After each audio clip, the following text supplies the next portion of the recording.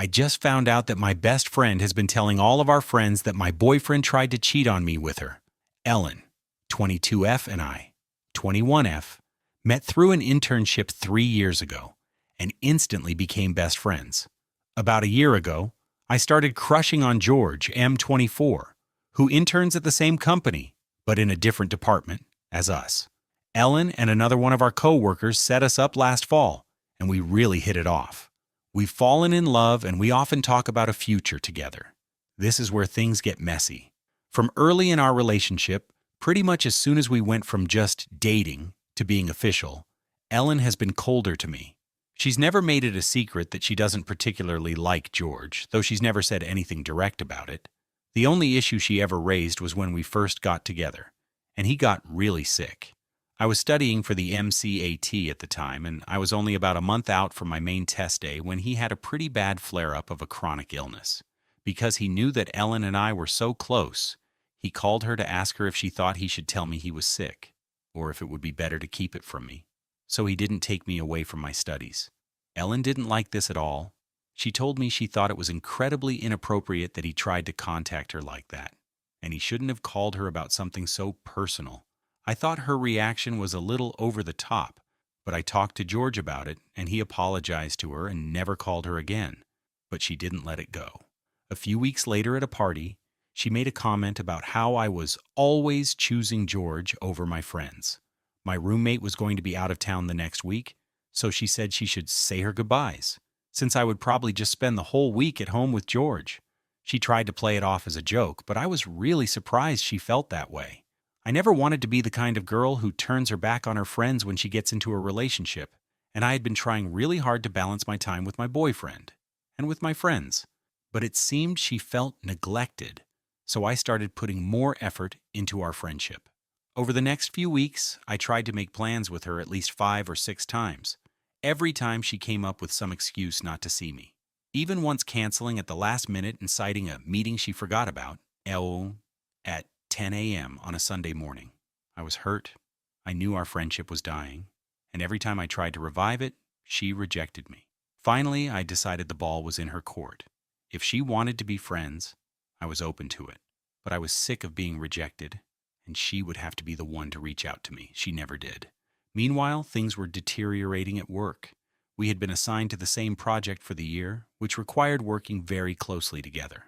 As our friendship fell apart, she started ignoring me at work, being rude and short, and making my share of our tasks very difficult for me. I felt like she was constantly breathing down my neck and waiting to catch me in a mistake. I figured she was gossiping about me behind my back. But at this point, I was so exhausted from dealing with her that I couldn't be bothered about it. She would say whatever she wanted to say, and I would just be nice and patient with her and count down the days until our internship ended. Until today.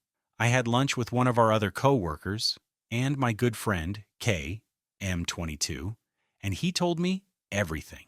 Apparently, Ellen has been telling all of our coworkers and friends that George has been trying to cheat on me with her, telling them that he calls her in the middle of the night, sends her inappropriate texts, and when I hosted a party after I wrote the MCAT, he spent the whole night eyeing her. I know that none of this is true. I love George. And I know that he loves me. And even as Kay was telling me all of this, I knew that Ellen was lying. It seemed that Kay didn't believe it either.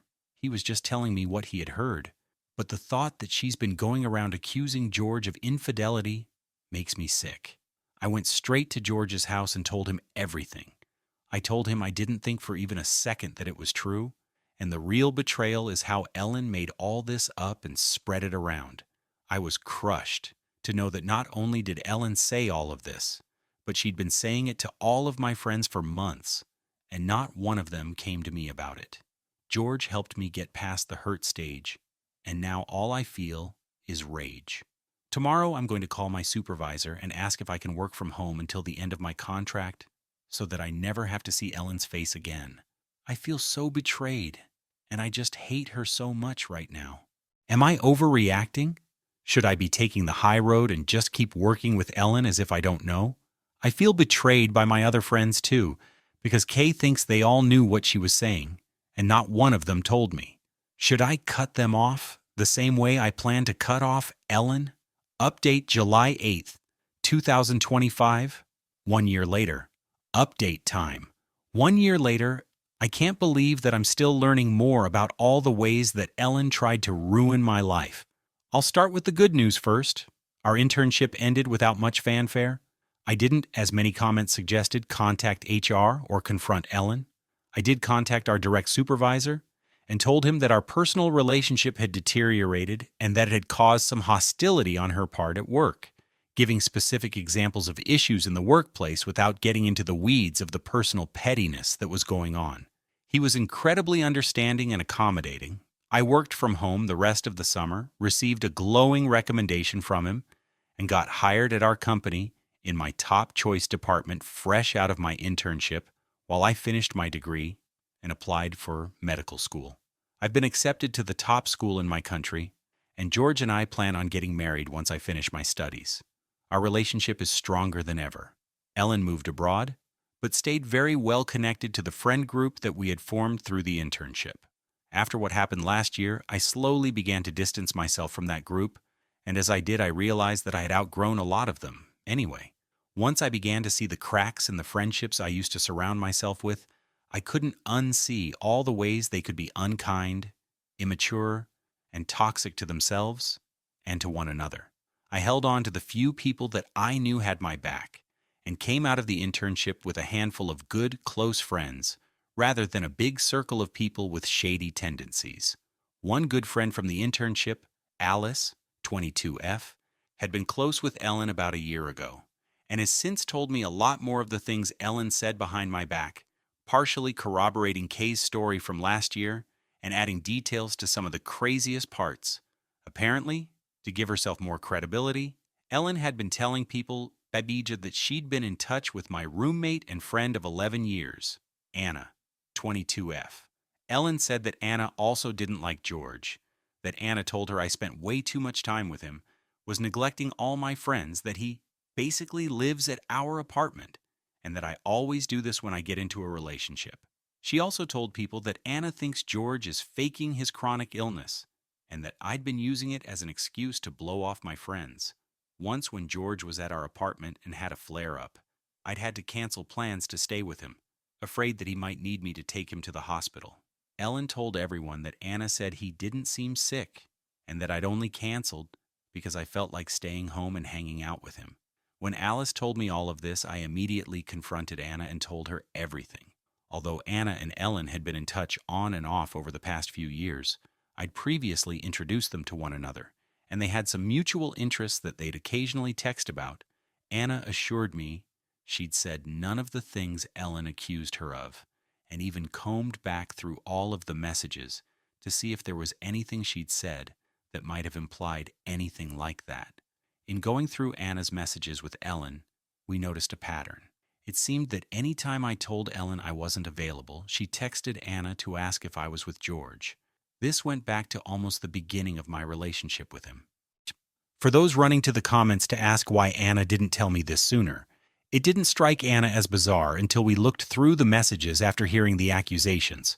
I have a bad habit of letting my phone die, so sometimes if someone really needs to get in touch with me, they'll contact Anna or George. So in itself, Ellen texting her to ask where I was wasn't out of the ordinary. Ellen texting her to see if I was specifically with George, combined with what Ellen was claiming Anna told her, is the strange part. Coming out the other side of all of this, I've been trying really hard to reflect and learn from the situation. Was I a perfect friend to Ellen? Definitely not. I think there were certainly times at the beginning, when I was first dating George and studying for the MCAT, that I was distant with her. Maybe I should have tried harder to patch up our friendship in those early days by confronting her directly, or maybe I should have been more in tune to how she was feeling and addressed it sooner. Despite everything, I do miss her a lot, and I wish things had turned out differently. But I don't think she was fair to me either. If I had withdrawn a little bit into my relationship in its early stages, she should have given me some grace and confronted me directly when she had a problem rather than going behind my back. She absolutely should not have tried to drag my name through the mud, made things difficult at work, or worst of all, tried to destroy George's and Anna's reputations and relationships. I recently heard that Ellen is moving back to the city and tried to get a job at the company where we interned, but she was rejected by every department she applied to. Am I a bad person for feeling a little vindicated? Thanks everyone for your comments last year. I really needed that support. But now I'm just looking for any lessons to be learned. Could I have done anything differently?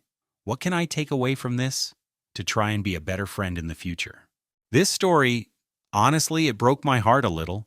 Imagine being excited about falling in love, trying to balance everything in your life, school, work, your dreams, and suddenly the person you thought was your best friend starts turning on you for no reason. That's what happened here. And it's not just sad, it's deeply unfair.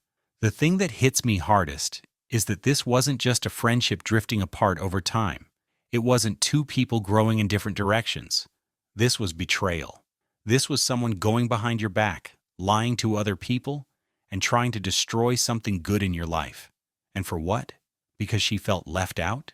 Because she was jealous? Because she couldn't stand to see you happy when she wasn't? The way Ellen twisted the truth, telling people your boyfriend was trying to cheat on you with her, that's not just petty drama. That's next-level manipulative. That's the kind of thing that can ruin someone's relationship, their friendships, even their reputation. And she kept it going for months. It wasn't a one-time slip or a misunderstanding. She made up stories. She tried to poison people against you. And the worst part? She involved people you trusted, your friends, your coworkers, even your roommate, just to make her lies seem real. I think what Ellen did says a lot more about her than it ever did about you or George. People like her don't like seeing others happy because it reminds them of what they don't have. And instead of doing the work to find peace or fix themselves, they try to tear down what others have built. That's exactly what this was. A slow, quiet attempt to tear you down from the inside out. But here's what I love about this story. You didn't let it break you. You didn't fall apart. You didn't start a war. You kept your dignity, you protected your peace, and you moved forward. That takes so much strength. You could have gone to HR and caused a scene. You could have blasted her in front of your whole friend group, but you didn't. You handled it with maturity and grace. You simply said, I'm done. And you let her bury herself with her own lies. And look at where you are now. You're in med school. You've got your dream job. You're still in love and in a strong, healthy relationship. You came out of this with your head high. That's something to be proud of. Now let's talk about what happened with your friends. That part hurts too. It sucks realizing that people you thought were close to you were hearing these lies and didn't say anything. I get it. It's hard to know when to speak up or how to bring something like that up. But still, when people stay quiet while someone is being dragged through the mud, it makes you question everything. It's not about expecting people to fight your battles. It's about wanting people who'll have your back when it counts. And the fact that only one person, Kay, came to you with the truth, that's tough. But you handled that the right way too. You stepped back. You reevaluated who your real friends are. You chose to let go of people who were okay staying silent while someone tried to ruin your life. That takes courage. And the update? It just confirmed everything. Ellen wasn't just telling lies. She was obsessed, asking your roommate where you were, trying to track if you were with George, inventing fake conversations. That's not someone who's just hurt. That's someone who's spiraling. And it's honestly scary how far she was willing to go to mess with your life. But even after all that, you still looked at yourself and said, what could I have done better? That's what blows me away. You didn't just walk away bitter. You took the time to reflect. You owned your part, even if it was small. That shows how much you've grown. That's what real maturity looks like. So here's my advice.